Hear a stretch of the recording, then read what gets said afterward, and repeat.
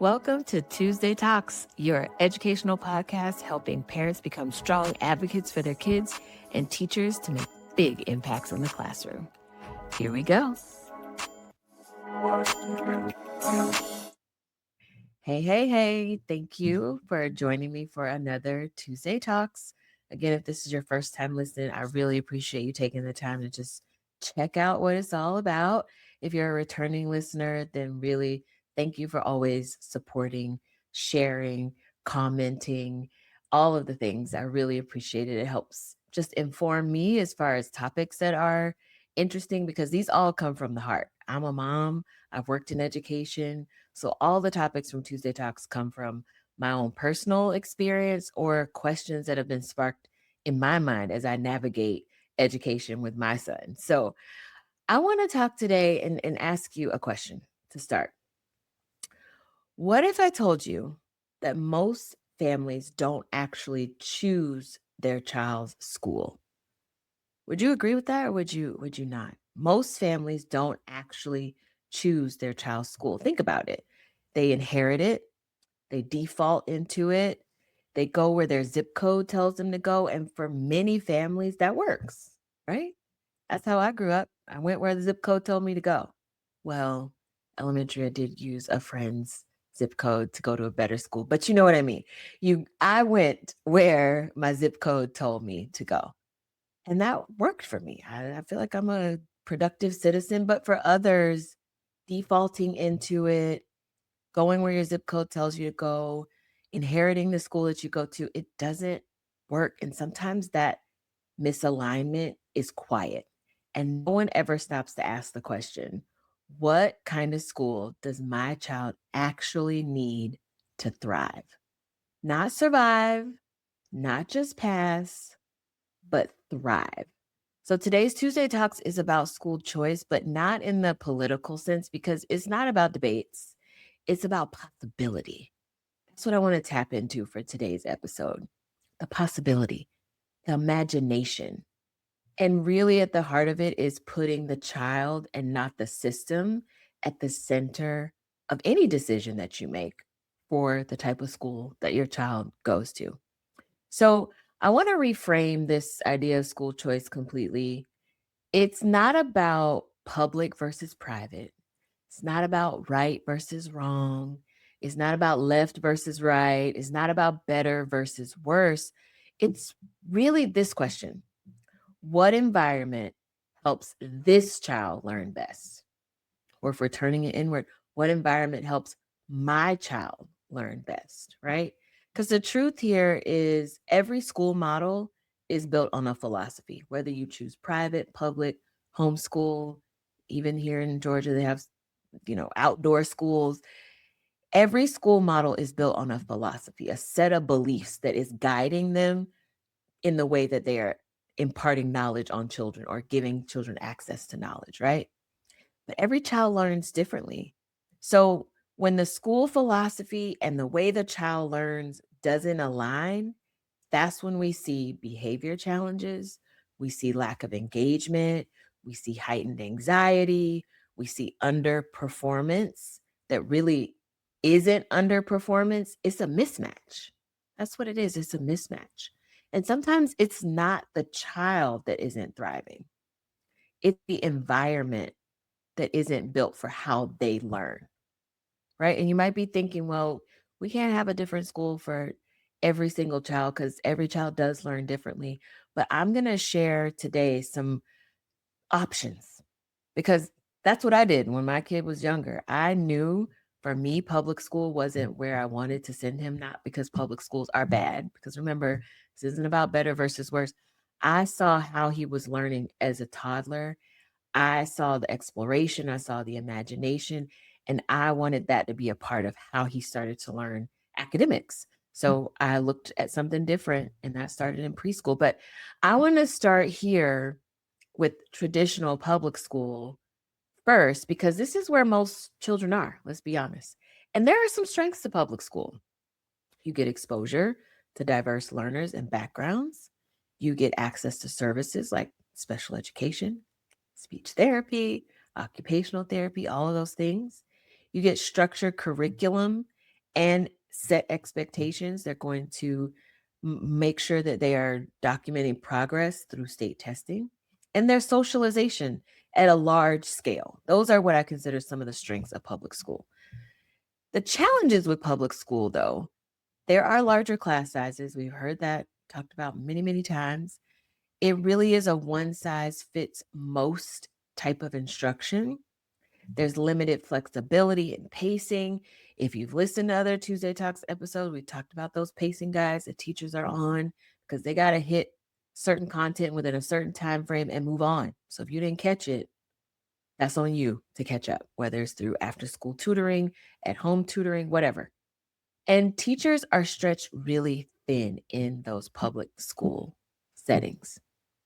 So you can ask yourself this question: is my child someone who thrives in structure, benefits from routine, can navigate larger social environments, or are they one that gets lost in the crowd? And that might guide you towards whether or not traditional public school is the right option for your kid. This whole conversation today is about sparking thought. It's not about arriving at a decision on what is best, but it is about sparking thought because I feel like as parents, we get boxed in to what is normal, what is just like status quo, and we don't think outside of the box. And there are maybe some other possibilities. And maybe you ask yourself the questions that I'm going to challenge you with today, and you think, hey, where my kid is what's going to work best, and we're just going to have to make it fit. And that's fine too.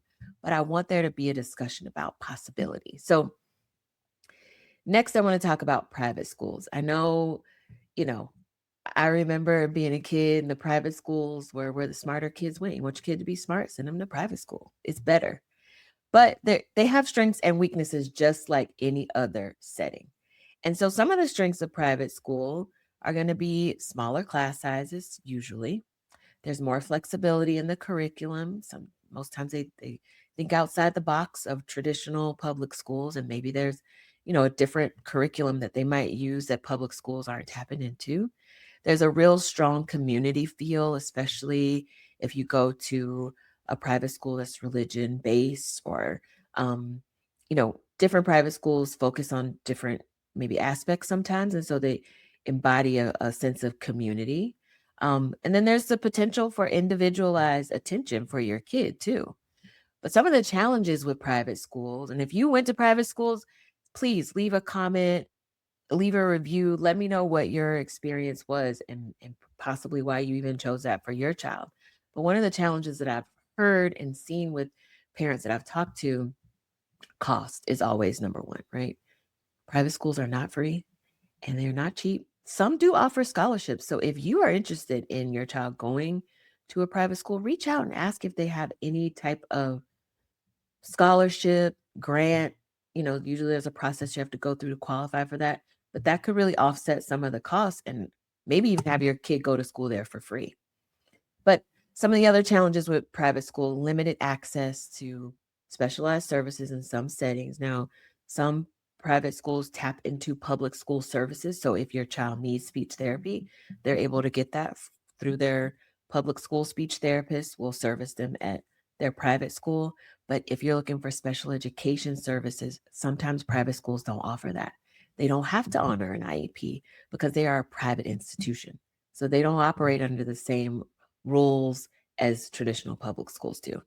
And then lastly, private schools sometimes lack diversity, depending on the school, but sometimes you might see that. And so private doesn't automatically mean better, it just means different. And that's something that I really want you to hold on to. If you're, you know, eyeballing a private school that you want your kid to go through, you still need to ask the same types of questions that you would in a public school about teacher parent communication, collaboration. How do they see parents fitting into the model as an advocate for their child? How do they push your child to expand beyond maybe what they think they're capable of? How do they differentiate the learning if your kid is struggling with something? Those are questions you need to ask, whether your kid's going to school for free at a traditional public school or if they're going paid tuition to a private school. So it doesn't mean better, it just means different. Now, another type of school environment, micro school. I don't know if you've heard of the micro school before, but it is becoming very popular and really for good reason because it has some really good strengths. High personalized learning, strong relationships with teachers, flexible pacing, and often very student centered.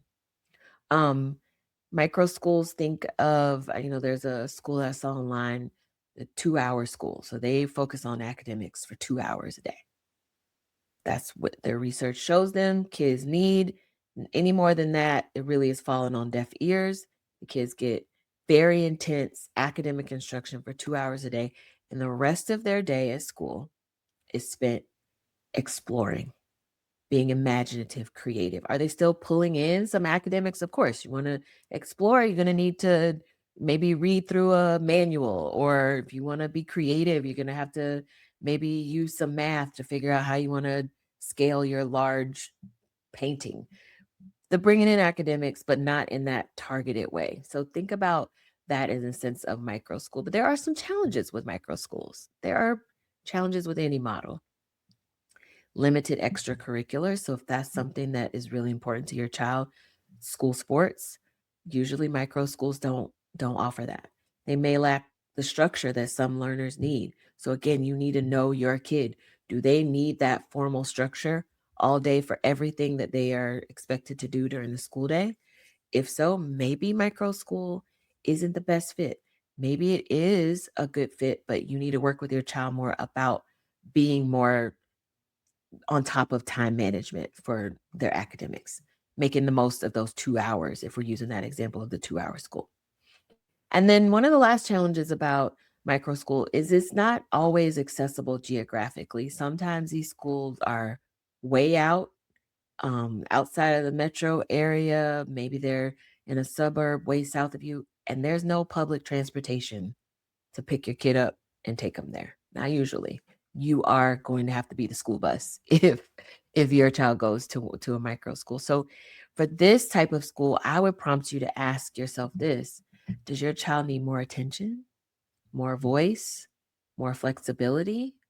This model can be really, really powerful for those kids. And I'll tell you, my child goes to a type of micro school, little bit of combination of micro school and self-directed learning, which I'm going to talk about in just a second. But I saw that in him, that he needed more attention, not in a needy way, but I could see him getting lost in a big classroom, which is what he tried for preschool. He needed more attention. He needed more voice, that autonomy. I want to work on this. And he would get it done and work really hard, show a lot of resilience versus me pushing him towards something that he really wasn't interested in and didn't want to do in that moment. And then that's when I saw more behavior challenges. And I wanted him to have the flexibility to learn at his pace. And a lot of that was based and rooted in my experience as a kid going to public school. I've talked many times on here about my struggles with math, and that pacing guide for math always left me behind, every grade level. I was always struggling to keep up. I had to work very hard in every math class just to be average. It didn't come to me naturally. The way the teachers taught in the first class, it just didn't stick for me. I had to put in a lot of work outside of class just to keep a solid B, sometimes a C in math. So I didn't want him to experience that same thing. I wanted him to be able to learn what he wanted to learn when he wanted to learn it at a pace that felt right for him.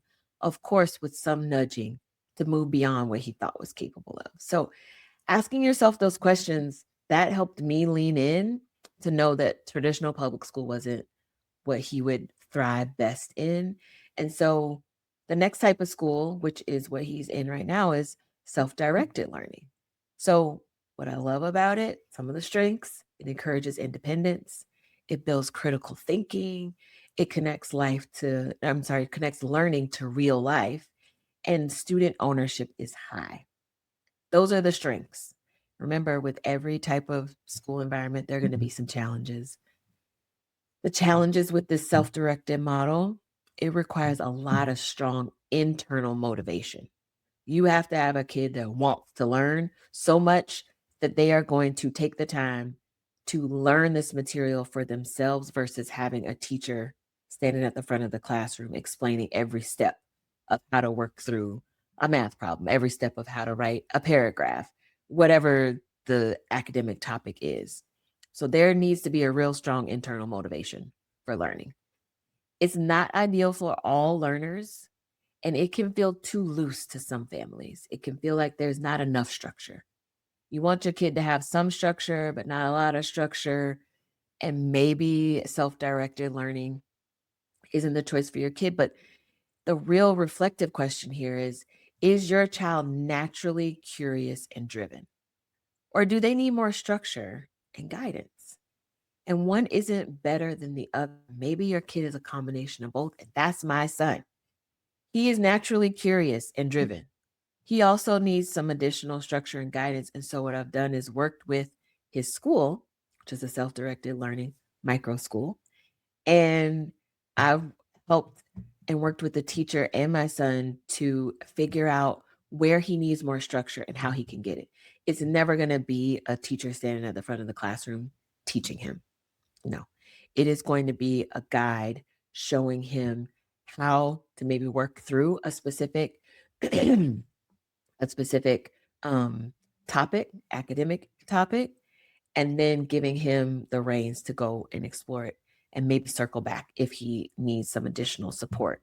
But that is the type of school environment that I feel like will push him to be more of an independent thinker versus someone who is always looking for someone to tell him what is the next step.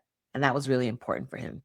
Also, Montessori school might fall into this category as well for student or self-directed learning because Montessori school is what he did as a toddler. And if you've ever been in a Montessori classroom, it's like a busy hum in the classroom. Kids are working on different things. They go to the shelves, they pull off what they like, they work on that, they might put it back. There is a structure, but it is very loose and it is very student driven, even at a young age of 3. And that's what he started at. So he hasn't ever experienced that one direction learning where it's just a teacher, giving the steps for different topics and taking knowledge as it's given to him. He's always been in that exploratory type of school. So that really works. But I had to ask myself those questions to make sure it would be a good fit. And it doesn't have to be a perfect fit. Sometimes it could be a good fit, and you have to work with the school, with the teachers to make it be a better fit, if that makes sense. Another choice could be online or virtual school. Lord knows everybody tapped into virtual during the pandemic, but I'm sure if you were like me, I was waiting for the time when schools open back up because homeschooling a kindergartner virtually was very challenging. But for some families, that online virtual school works perfectly for their kid. And some of the strengths with online school, there's flexibility in schedule. If you are a family that travels a lot or, is on the move frequently and you want there to be some stability and consistency in your child's learning, maybe online or virtual school is better. There's personalized pacing with these online virtual schools. You don't have to be on track with everybody else that is doing, online school. You can personalize that pacing for your kid. And then there's a safe environment for students, especially those who may have high anxiety or health concerns. And so, again, there come some challenges with it. There's limited social interaction. It requires really strong executive functioning skills. We've talked about that on Tuesday Talks before, being able to, manage their time, map out a plan, make sure that they're achieving each step in that plan to reach that ultimate goal. That's going to require a lot of mental flexibility and self negotiating too. And that's part of that executive functioning. And then parent involvement is going to be really, really high with the online and virtual school. It won't just be here's your laptop, sit, learn, and no parent involvement. It's going to require a lot of you to support them because essentially you're their teacher. You are there to support in a very meaningful way what they're learning through the online program. And so online learning doesn't fail kids, it's a lack of structure and support that does. And that's what I felt bumping up against to the online learning that my kid did for kindergarten during the pandemic. It was a lack of structure. I was still working. I worked from home, but I was still working. So there were some days where I was like, this online learning is failing my kid. He's not learning anything. And then I had to switch my mind. I had to switch my perspective. There was a lack of structure and support. I had to step in and fill that gap because there was no way that the teacher on the other end of the screen, who never wanted to get into online teaching, now has been thrusted into online teaching and has a screen of 30 faces on the screen, and she doesn't need support from the parents at home. It just, you've heard the horror stories about it. So it's not the online learning that fails kids, it's the lack of structure and support that does. And I think that's where we saw a lot of pitfalls during the pandemic. But if online learning is an option for you and a choice that you make, you really are going to have to be involved as a parent. And that's something that you need to talk about with your partner, your spouse, or with yourself if you're running the single parent game. I want to talk about another option that's grown tremendously over the past few years, and that's homeschooling. And so now, before we go any further, I want to clear something up. Homeschooling is not one thing. It's not just sitting at the kitchen table, a parent recreating a traditional classroom at home. It can be that, but it's not just that. It can look like structured curriculum at home, a hybrid program, part home, part school. There could be learning pods or co ops or cohorts with other families. So they get this socialization. They get to go meet with another parent who's teaching math, and they get to meet with another parent who's really into science and shows them all types of science experiments, things like that.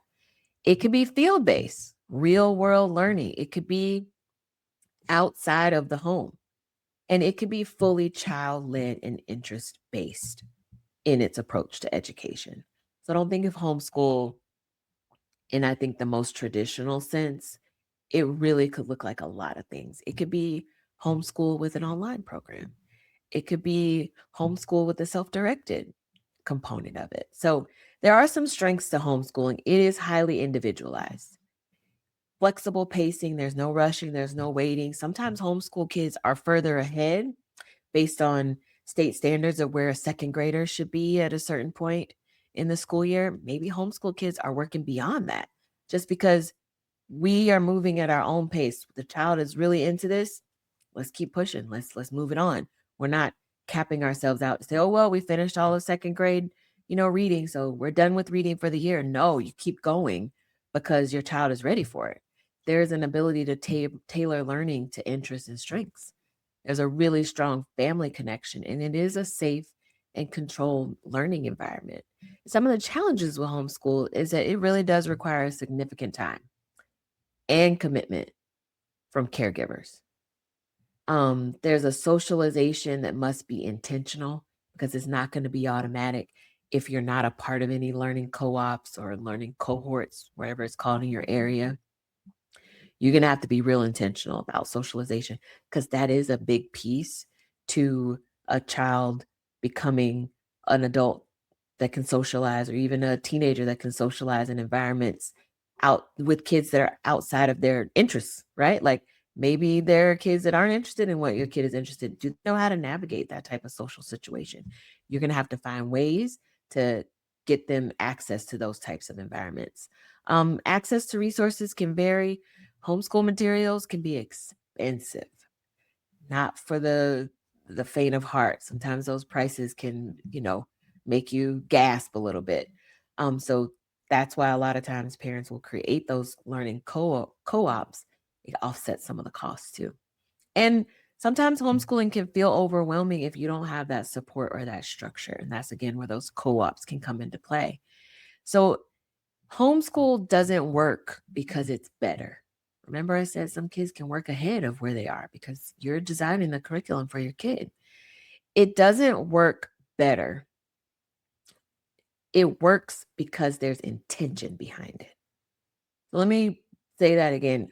Homeschooling doesn't work because it's better. It works when it's intentional.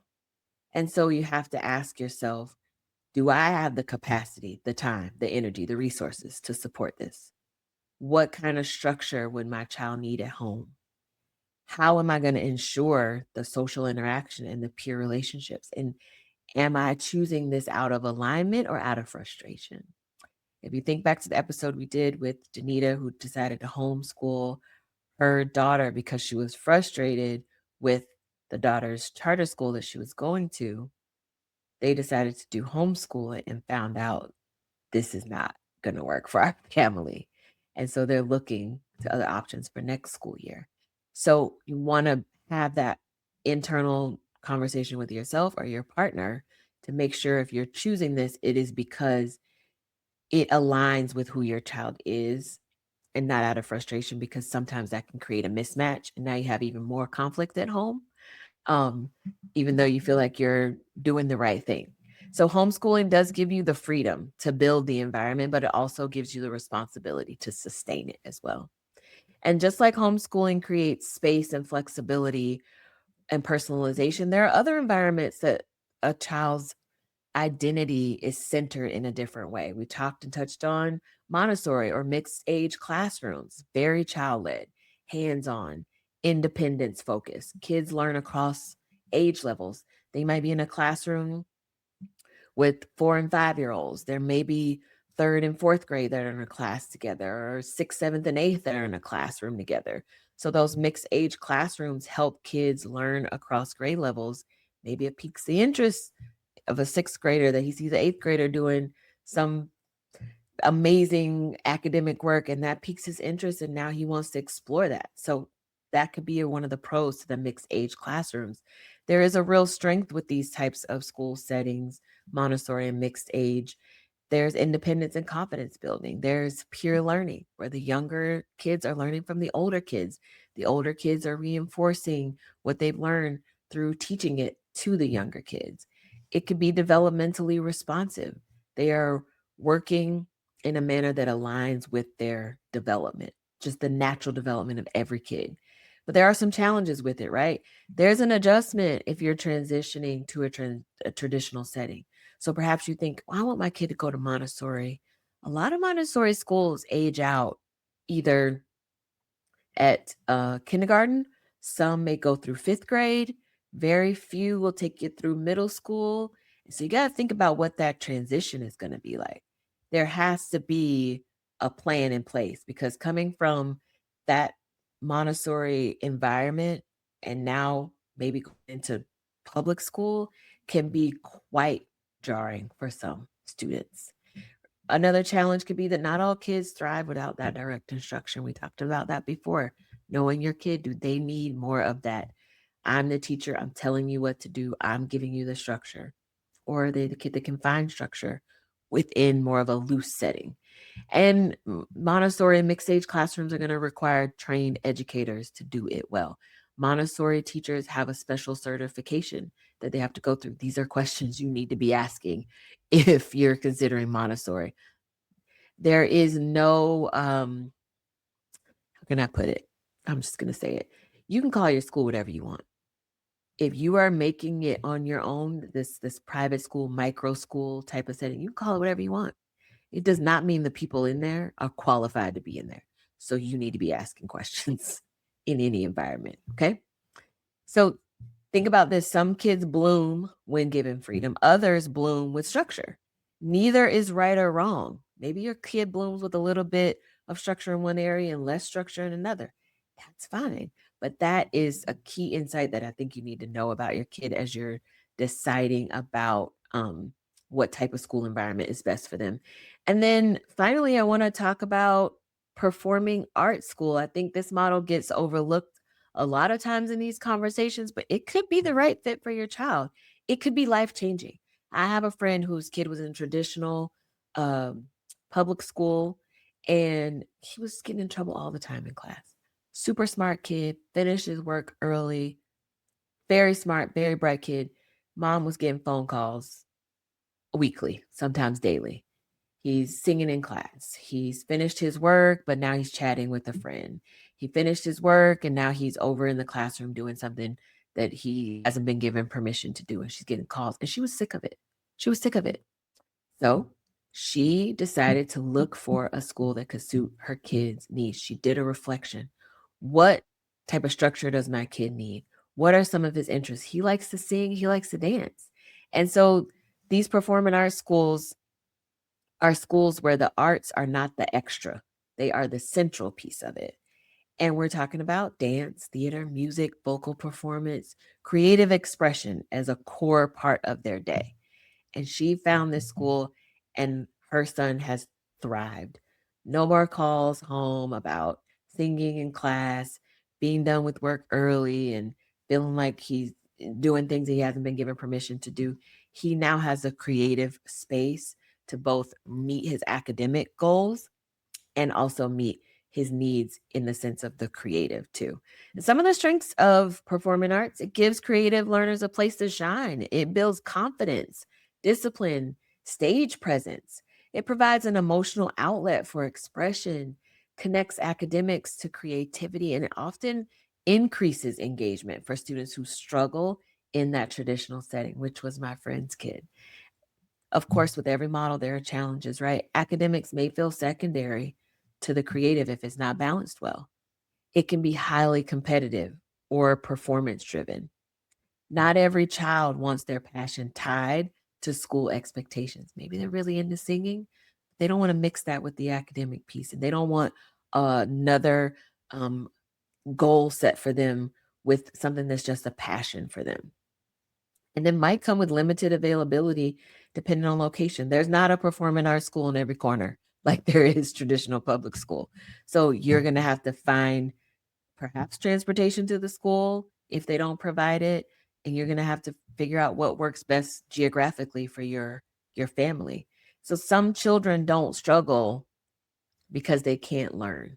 They struggle because they haven't been given the right medium to express what they know. And so if you're thinking about performing arts school, you know, asking yourself, is your child constantly singing, dancing, performing, creating? Do they come alive on stage but shut down at their desk? Do they feel deeply and express through movement or art? Because for these children, performing arts school doesn't just educate them, it validates them, right? And so that is really at the end of the day what I think a lot of parents want for their kids. They want their kids to be seen, want their kids to be heard, validated, and have a sense that what they're contributing actually matters. And when we honor how our child expresses themselves, we unlock how they learn. We know that to be truth.